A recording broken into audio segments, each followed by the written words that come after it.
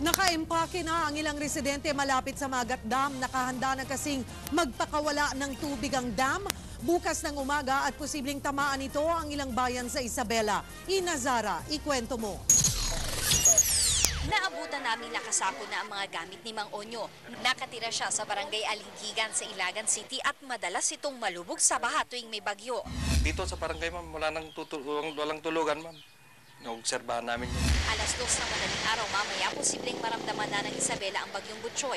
Marami-rami daw na ulan ang dala ni Butchoy, katumbas ng 100 hanggang 150 na litro na ulan kada oras. Pag nagkataon, 20 oras lang ng pag-ulan, abot na ang critical level ng Magat Dam. At para makaiwas sa disgrasya, bukas ng alas 5 ng umaga, magpapalabas na ng tubig ang dam.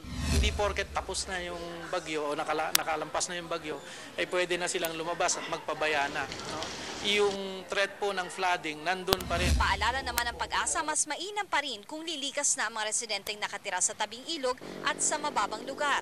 Kasi nga nung mga previous days ay nagkaroon na ng mga pag-ulan dulot ng thunderstorm. So medyo saturated na yung ating mga kalupaan dito sa Cagayan Valley. Kaya posibleng may mga plus floods. Pero hindi magiging madali para sa mga residente na iwanan ng kanilang mga ari-arian. Si Norma pilit na sinisiksik sa ikinabit na tabla sa kisame ang mga gamit.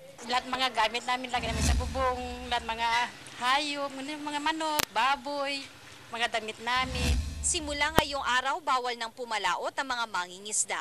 Mula dito sa Isabela, Inazara, News 5.